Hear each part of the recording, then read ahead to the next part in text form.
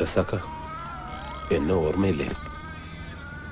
ഓ, നിങ്ങൾ ആരാന്നൊക്കെ പിന്നെയാ ഞാൻ അറിഞ്ഞത്. ഒരു മിനിറ്റ് പുറത്തേക്ക് വരൂ.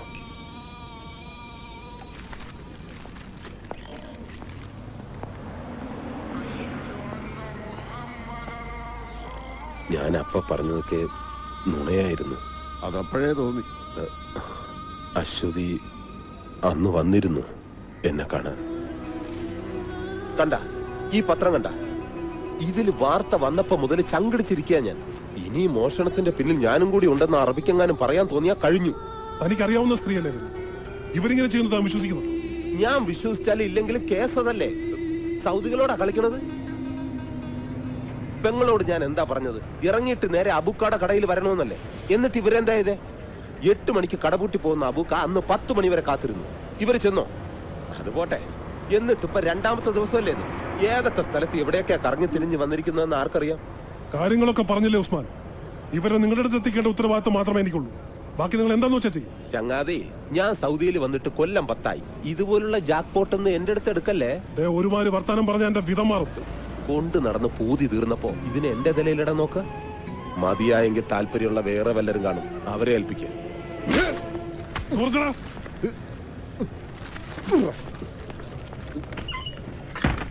അപ്പോഴെന്തോ അവരോട് എനിക്ക് അങ്ങനെ പറയാനാ തോന്നിയത്. ഞാൻ എന്റെ കാര്യം ഓർത്തുള്ളൂ. ചിലപ്പോ അറിയാണ്ട് നമ്മളെല്ലാം സ്വാർത്ഥന്മാരായി പോവില്ലേ. സത്യത്തിൽ ചാടാൻ പറഞ്ഞത് നല്ല ഉദ്ദേശത്തോടു കൂടി തന്നെയാ. എന്റെ ഒപ്പം പോകുന്ന ഇന്തോനേഷ്യക്കാരിയെ ഞാനൊരു വീട്ടിൽ ജോലിക്ക് നിർത്തി കൊടുത്തിട്ടുണ്ട്. അതുപോലെ എവിടെയെങ്കിലും കൊണ്ടു ചെന്നാക്കാന്നാ ഞാൻ കരുതിയത്. പിന്നെ ഇപ്പോഴെന്താ മനസ്സ് മാറിയത്? കുറ്റബോധം? നിങ്ങൾ വന്ന് പോയപ്പോ മുതല് അവരുടെ മുഖം മനസ്സിൽ നിന്ന് മാറുന്നില്ല. ഒരു ബന്ധമില്ലാത്ത നിങ്ങൾ പോലും അവർക്ക് വേണ്ടി കഷ്ടപ്പെടുമ്പോ ഉത്തരവാദിത്തമുള്ള ഞാൻ ഗതികേട് കൊണ്ട് റസാക്ക. ഒളിച്ചും പാത്തും പോലീസിന്റെ കണ്ണു വെട്ടിച്ചൊക്കെയാണ് ഇവിടെ വണ്ടി ഓടിക്കുന്നത് തന്നെ.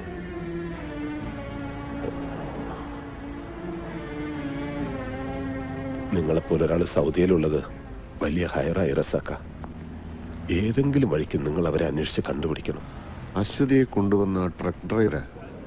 അതൊന്നും ഞാൻ ചോദിച്ചില്ല.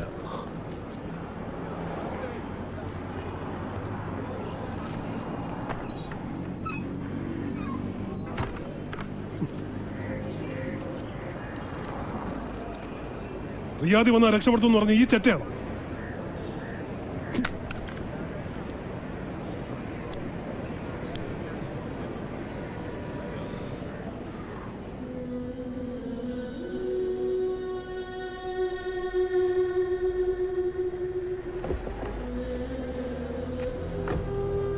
ഇനി ആരെങ്കിലും ഉണ്ടോ അഭയം തരാൻ?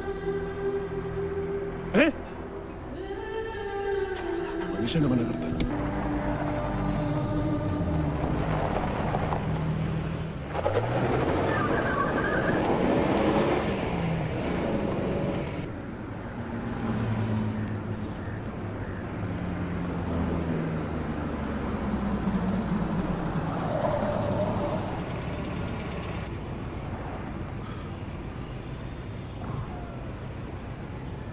ഇറങ്ങിക്കോ.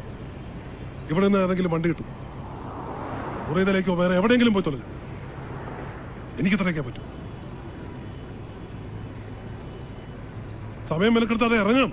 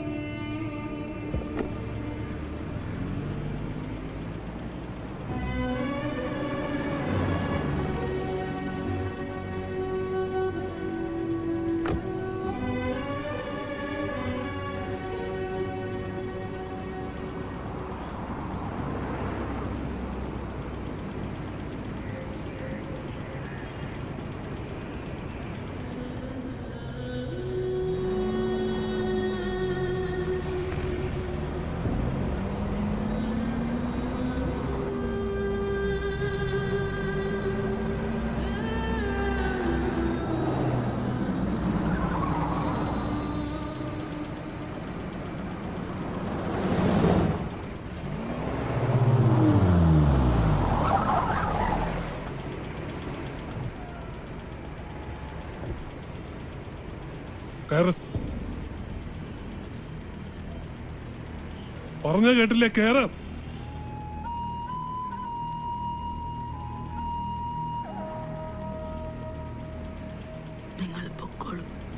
എന്നിട്ട് ഒരു രാത്രി മുഴുവൻ ആ ബഷീർ തല്ലും ചവിട്ടും കൊണ്ടത് നിങ്ങളുടെ ജീവനും മാനവും രക്ഷിക്കാനാണ്. അവനോട് ഞാൻ എന്ത് സമാധാനം പറയും? നിങ്ങളെ വഴിയിൽ ഉപേക്ഷിച്ചത്.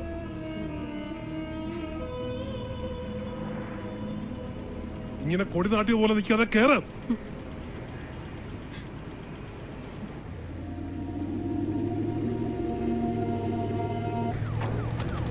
തലകുമ്പിട്ടിരിക്കുക. പോലീസിന്റെ കണ്ണിപ്പെടാതെ തലകുമ്പിട്ടിരിക്കാൻ ആരാന്ന് ചോദിച്ചാൽ എന്താ പറയാ? പിടിച്ചുകൊണ്ട് രണ്ടിനെ അകത്താകും. സൗദിയിലെ നിയമം അറിയില്ലേ? നേരെ ഇരുന്നോ.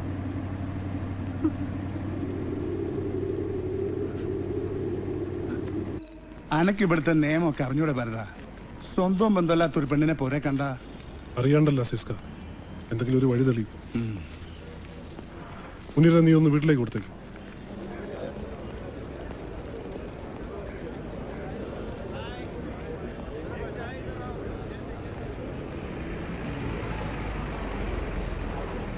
ആ പെൺകുട്ടീനെ ഞാൻ കണ്ടിട്ടില്ല.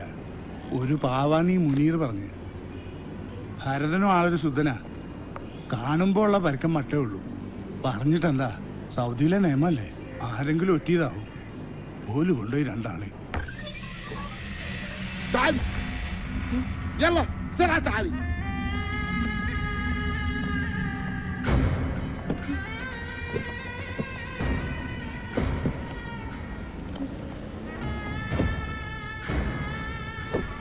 تعالي هنا. اركب السيارة.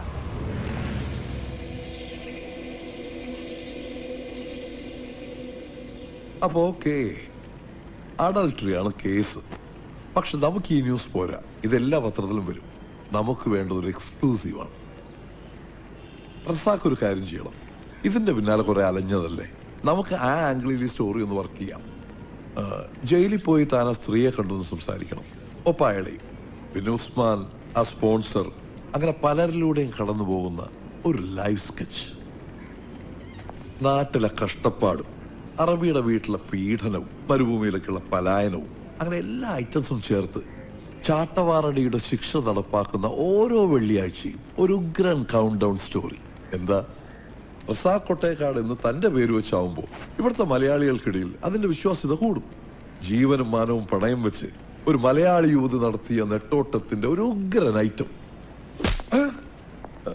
റസാഖ് കഴുത്തിലിങ്ങനെ ടൈയൊക്കെ കെട്ടി ഈ AC മുറിയിൽ ഇരിക്കുമ്പോ പുറത്തുള്ളവരുടെ ദുരിതങ്ങളൊന്നും തന്നെ പോലുള്ളവർക്ക് അറിയില്ല. ദിവസവും അങ്ങനെയുള്ളവരുടെ മുഖങ്ങൾ ഒരുപാട് കാണുന്നവനാ ഞാൻ. അപ്പൊ എനിക്ക് വേദനിക്കും. ആദ്യം ഒരു മനുഷ്യനാവാൻ നോക്കണോ.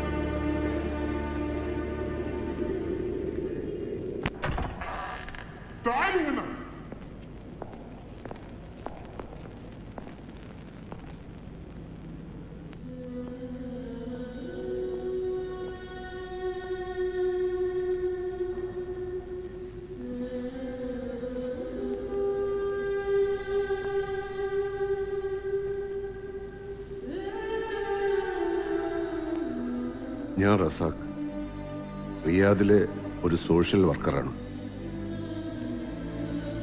വിവരങ്ങളൊക്കെ അറിയാം. അറബിയുടെ വീട്ടിൽ നിന്ന് രക്ഷപ്പെട്ടതും ഇവിടെ എത്തിയ സാഹചര്യമൊക്കെ. ശരീഅത്ത് നിയമത്തിന് ഒരു വിട്ടുവീഴ്ചയില്ല. അനുഭവിച്ചേ പറ്റൂ. സ്പോൺസറുടെ പരാതിയിൽ ശിക്ഷ കിട്ടാൻ സാധ്യതയില്ല. അത് കള്ളക്കേസാണെന്ന് കോടതി തെളിയും. ഞാൻ അശ്വതിയുടെ വീട്ടുകാരുമായി ബന്ധപ്പെട്ടിരുന്നു. പേടിക്കണ്ട, ഇവിടെയാണെന്നൊന്നും ഞാൻ പറഞ്ഞിട്ടില്ല. അശ്വതിക്ക് വിളിക്കാൻ കഴിയാത്തതിനെ പറ്റി ഞാൻ ചില നുണകൾ പറഞ്ഞു. അവര് വിശ്വസിച്ചോന്നും അറിയില്ല. ശിക്ഷ കഴിഞ്ഞാൽ നാട്ടിലേക്ക് പോവാം. ധൈര്യമായിട്ടിരിക്കൂ, ഒന്നും സംഭവിച്ചിട്ടില്ല.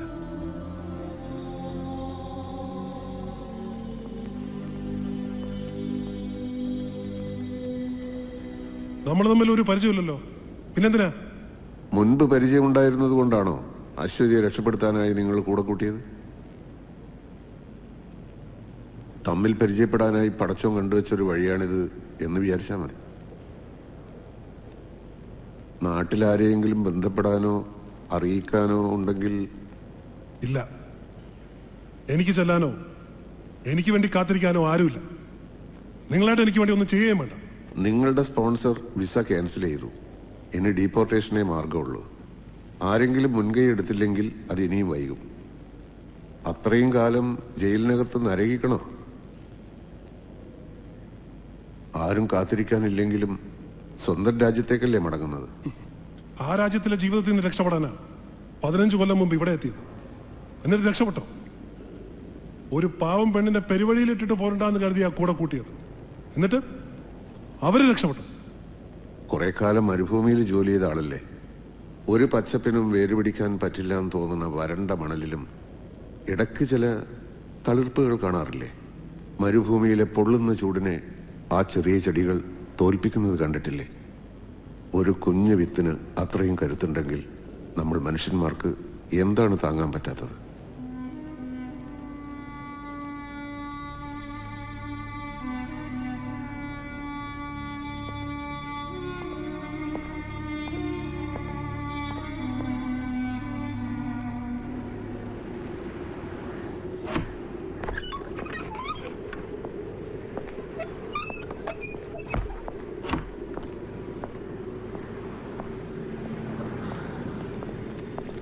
നിങ്ങളിത് എന്നെ പണിയാ റസാക്ക കാണിച്ചേ? എന്തേ? ദിവസവും കയറി ഇറങ്ങണല്ലേ എംബസിയിൽ? എത്ര തവണ ഞാൻ പറഞ്ഞതാ പാസ്പോർട്ട് എക്സ്പയർ ആയി, പുതുക്കണമെന്ന്. നാളെ ആട്ടെ മറ്റന്നാളാവട്ടെ എന്നും പറഞ്ഞ് നീട്ടിയച്ചിട്ടിപ്പോ മറ്റുള്ളവരുടെ കാര്യത്തിനായി നടന്നിട്ട് അവനവന്റെ കാര്യം വന്നപ്പോ ഇന്ന് വ്യാഴം നാളെ വെള്ളി 2 ദിവസം മുടക്കമല്ലയോ? അതിനിപ്പോ എന്റെ പാസ്പോർട്ട് അർജന്റായിട്ട് പുതുക്കിയിട്ട് എന്തിനാണോ? ഇപ്പഴാ നാട്ടിൽ നിന്ന് ഫോൺ വന്നത്. അപ്പൊ നിങ്ങളതിനകത്തും. എന്താ കാര്യം? ഇക്കടെ ഉമ്മ പോയി റസാക്ക.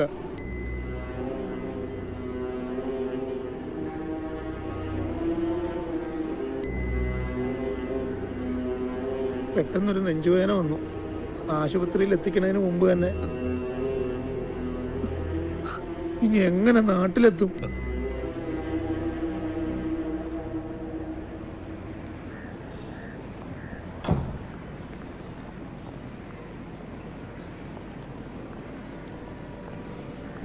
റസാക്ക,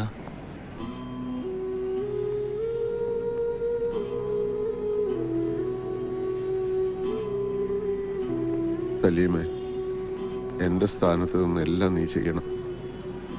പള്ളിക്കാരോട് പറഞ്ഞിട്ട് പാപ്പാന്റെ കബറിന്റെ അടുത്ത് തന്നെ ഉമ്മാക്ക് കബർ വെട്ടണം.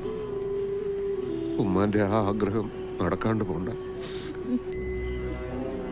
എന്നാ ഇറങ്ങാം.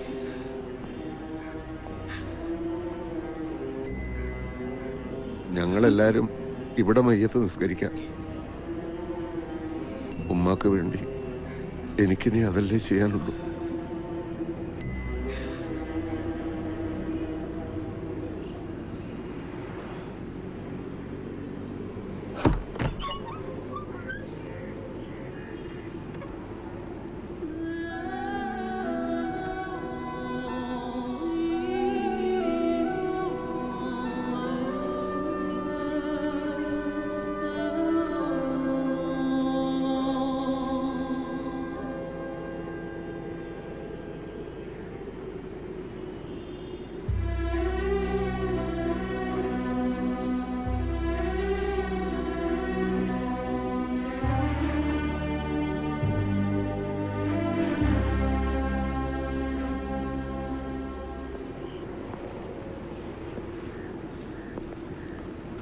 ടിക്കറ്റും ഔട്ട് പാസും.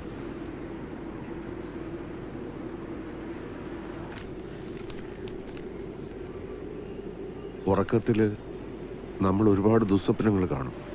ഉണരുമ്പോൾ അതൊന്നും ഓർത്ത് വെക്കാറില്ലല്ലോ. ഇവിടുത്തെ ചെറിയ കാലത്തെ ജീവിതവും അതുപോലൊരു ദുസ്വപ്നമായിരുന്നു എന്ന് വിചാരിക്കണം. സഹിച്ചതെല്ലാം ഈ മരുഭൂമിയിൽ തന്നെ ഉപേക്ഷിച്ച് വേണം വിമാനം കയറാൻ.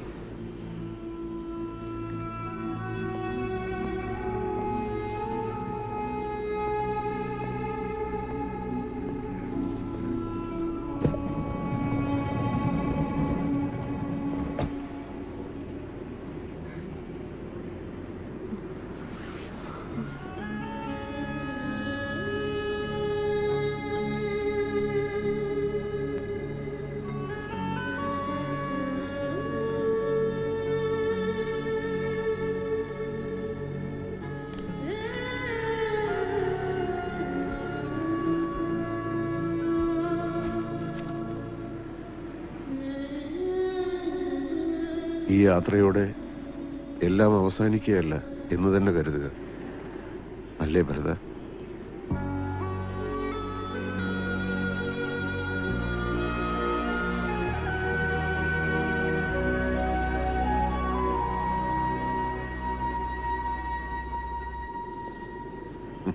ശരി.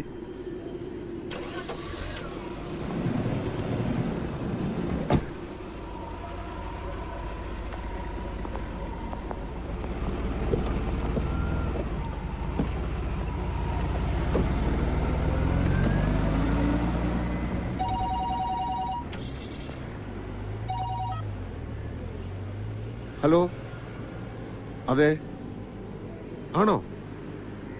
ഏത് ആശുപത്രി? ഞാൻ ഇപ്പൊ തന്നെ എത്തിക്കോളാം.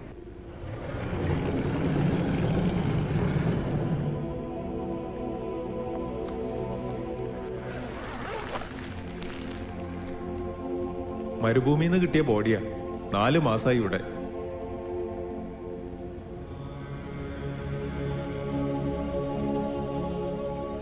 ഇല്ല, എനിക്കറിയില്ല. എന്റെ പരിചയത്തില് ഇങ്ങനൊരു മുഖമില്ല.